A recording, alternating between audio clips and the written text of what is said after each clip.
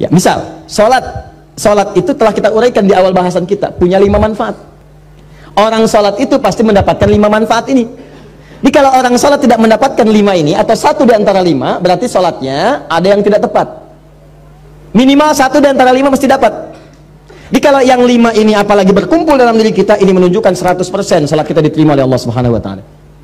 1 di antara 5, alhamdulillah, ada penerimaan dari Allah Subhanahu wa Ta'ala. Yang bahaya itu kalau 1 pun dari 5 itu nggak ada yang dapat, maka ada yang salah dalam sholatnya. Ini menandakan belum diterima sholatnya oleh Allah Subhanahu wa Ta'ala. Nah, contoh yang pertama, misalnya Quran surah ke-29 ayat ke-45. Anda hafal salat, Anda hafal ayatnya insyaallah. Innas salata tanha 'anil fahsya. Sungguh salat yang benar itu, demikian cara menerjemahkannya. Sungguh salat yang benar itu saat ditunaikan, maka dampaknya akan mencegah pelakunya dari 2 sumber keburukan. Jadi sifat dan sikap buruk itu hanya 2 sumbernya. Kalau bukan fahsya itu mungkar. Fahsya itu keburukan yang datang lewat syahwat. Maaf ya, pornografi, porno aksi, LGBT, kata-kata jorok, gambar-gambar yang seperti itu fahsya namanya. Jadi kalau Anda sholat, Anda masih menikmati kata-kata yang kotor, tontonan-tontonan, gosip-gosip yang tidak jelas, gambar-gambar yang erotis, itu fahsya namanya. Jadi kalau orang nggak sholat, kata-katanya kotor, dia nggak sholat. Tapi kalau Anda sholat, tontonannya, ucapannya, pendengarannya menjurus kepada fahsya, ada yang salah dalam sholatnya. Ada yang salah. LGBT, yuk saya ajak Anda sadar lah, yuk, ayo sadar kembali. Kita doakan, kita bantu jadi manusia yang baik. Ya, jadi manusia yang baik, kita dorong jadi baik. Sayang itu artinya memberikan perhatian supaya sama-sama punya level kebaikan. Jadi kalau merasa kurang baik, jangan dipertahankan keburukan itu. Maaf ya, cuman setan yang mempertahankan keburukan. Karena beda manusia dengan setan, setan salah nggak kenal benar, karena itu setan salah nggak mau tobat. Kalau manusia itu salah dan tobat. Jadi kalau ada manusia salah nggak mau tobat, patut dipertanyakan dia manusia apa bukan. Itu rumusnya. Adam itu manusia, salah, turun kalimat tobat, Quran surah 2 ayat 37, tobat, diucapkan kalimat tobat, Quran surah 7 ayat 23. Begitu diucapkan diterima tobatnya. Fatalaqa Adamu min rabbi kalimatin fataba alaihi. Apa kalimatnya? Rabbana zalamna anfusana wa illam taghfir lana wa tarhamna lanakunanna minal. Begitu diucapkan diterima taubat. Setan salah, diberi kesempatan taubat, Quran surah 7 ayat ke-12. Kata Allah, ma mana'aka alla tasjuda idh amartuk. Hei kamu setan, kamu salah, saya perintahkan nggak mau sujud. Kenapa nggak mau sujud? Itu kan perintah saya. Itu kalimat kesempatan taubat nggak diambil. Apa jawabannya? Ana khairum minhu, khalaqtani min nar wa khalaqtahu min tin. Saya lebih hebat daripada Adam. Saya diciptakan dari api, dia dari tanah. Nggak level, dari api harus sujud kepada yang tanah. Marah Allah. Allah fakhruj, keluar kamu, keluar. Nah, jadi setan itu diminta taubat, diajak baik nggak mau. Kalau manusia itu beda, diajak baik jadi baik. Ya, jadi kalau Anda misalnya mendapati keluarga, teman, kawan, kemudian dia salah, diajak untuk jadi baik, nggak mau, itu tandanya bukan. Tandanya dia sedang dipengaruhi oleh setan. Bukan tandanya dia setan. Ibu punya suami, diajak baik, papa jadi baik dong pak. Mama ini ngajarin papa, setan. Bukan. Ada pengaruh di situ. Jelas ya? Balik sini. Jadi orang salat itu pasti menjauh dari perbuatan fahsya, mungkar, keburukan yang diingkari oleh hati kita. Sumbernya nafsu perut dengan akal. Nafsu perut itu maaf, materi, mencuri, nafsu perut tuh, korupsi, kolusi, menipu. Nggak ada orang salat nipu. Mustahil. Ini yang paling aneh, orang sholat dia ikut sholat baru takbir keluar mencuri. Wudhu, habis wudhunya apa? Apa kabar? Dipakai juga. Sholat takbir, begitu takbir khusyuk kelihatan. Rakaat pertama mundur, tas orang diambil. Ada yang mundur, kotak infak di bawah. Ada yang salah. Mustahil. Orang sholat itu kalau habis sholat dia ingat Allah. Kalau orang ingat Allah mustahil bermaksiat. Quran surah 4 ayat 103. Fa idza qadaitumus salata fadhkurullah. Kalau salat kamu selesai, kamu akan ingat Allah. Jadi kalau orang ingat Allah nggak akan maksiat. Anda selesai salat, pergi ke kantor, ya di musola, pulang ba'da salat, kembali ke pekerjaan. Maka saat bekerja nggak mungkin maksiat. Nggak mungkin, mustahil. Nggak ada tangan mudah menggerakkan, angka bertambah, tanda tangan kwitansi dinambah, cek kosong diisi nggak benar, broker macam-macam. Itu mustahil orang salat demikian. Mustahil. Datang duduk, datang orang, Pak, ini Pak, tanda tangan. Mudah aja nggak ada. Dia akan lihat, Allah salah ini. Maaf Mas, saya malu dengan Allah. Kenapa? Tangan saya ini baru dipakai tahiyat, masa kemudian digunakan maksiat? Jari saya jadi tahiyat, nggak akan dipakai untuk maksiat. Silahkan ambil. Begitu Anda katakan, diceritakan pahala oleh Allah. Pahala. Dan ingat ya, pahala itu bukan cuma lahir dalam perintah, tapi larangan. Ketika Anda dikerjakan itu dapat pahala, segera berdoa, ya Allah, mohon pertahankan keluarga saya dari perbuatan maksiat, jauhkan dari godaan setan. Jelas ya? Kembalikan. Nah ini cirinya. Jadi fahsya mungkar hilang. Nah jadi kalau selama ini Anda ibadah, ciri itu tidak ada yang salah. Zakat, saya cepat. Zakat itu ciri penerimaannya jika ada perasaan dalam hati kita sudah tidak loba lagi dengan harta. Ya, tidak loba dengan harta. Suka senang berbagi, lebih tepat guna, lebih proporsional, lebih punya visi. Allah kasih saya kebutuhan, ya Allah terima kasih, sebulan 50 juta. Ternyata kebutuhan saya cuma 30 juta. Dia evaluasi, berarti yang 20 juta itu bekal saya ke surga. Maka turunlah Quran surah ke-28 ayat 77, paling kiri sebelah bawah.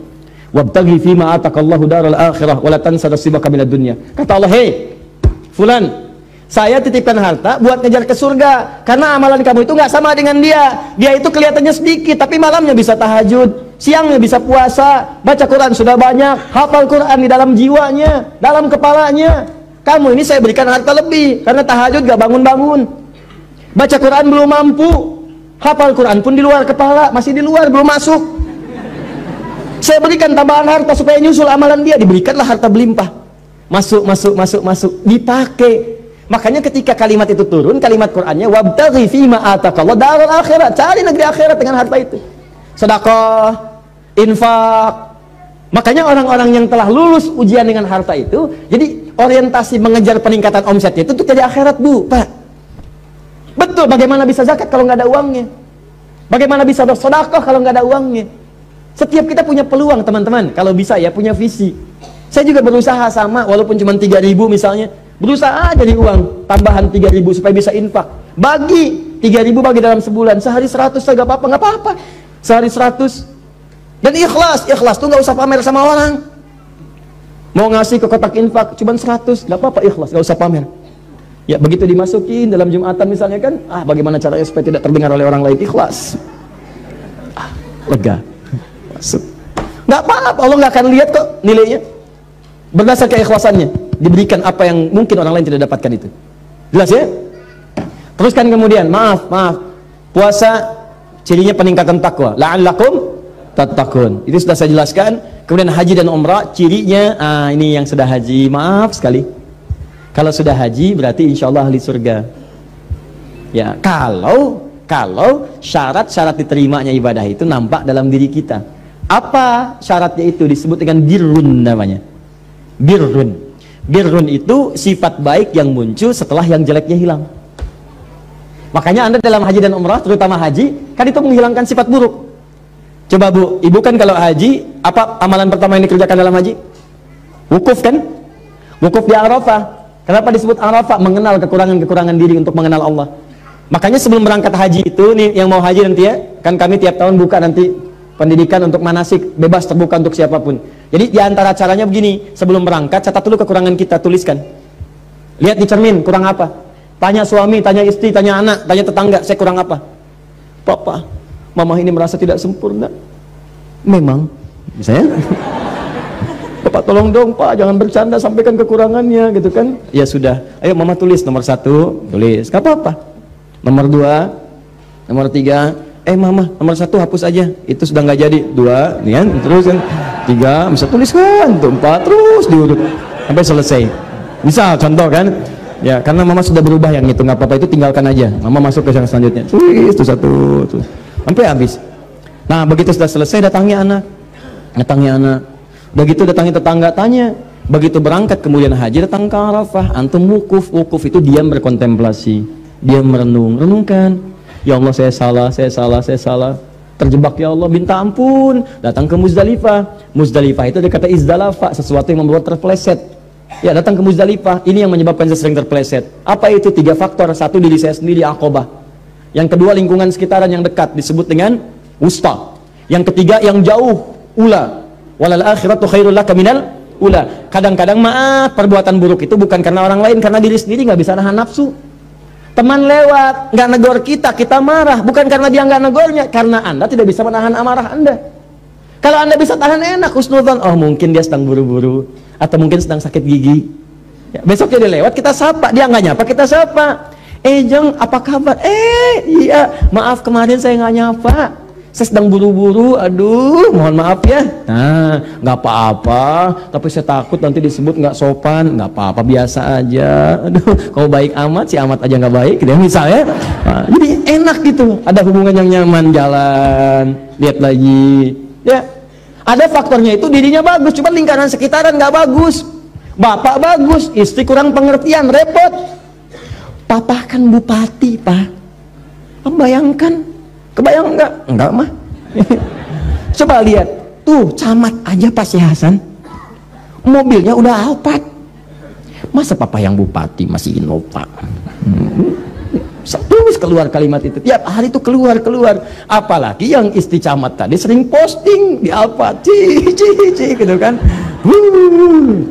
Keluar, besok ya sudah terpaksa beli lagi gitu kan Alphard dengan merek yang baru, keluar, pekan depannya KPK datang. Lihat, kadang lingkungan sekitar ada Pak, bayangkan karir suami habis karena pengaruh pasangan, atau istri yang baik punya suami yang kurang bagus. Kan ada orang yang sudah berhasil, ya, from $1 to $1 billion company, modal $1 dia menghasilkan jutaan dolar untung, cuman karirnya hancur gara-gara pasangan hidup. Sama istri bagus, berhijab bagus, indah, punya pasangan kurang baik. Mama, papa ada family gathering, nanti kita akan bersama mereka. Tolong mama copot dulu ya jilbabnya. Nggak ada yang berjilbab mah, nggak enak sama yang lain. Tuh. Apa? Katakan dengan yang lembut, Pak, pekerjaan itu sudah diatur. Ajal kita juga kurang jelas, Pak. Mungkin di pertengahan kita wafat.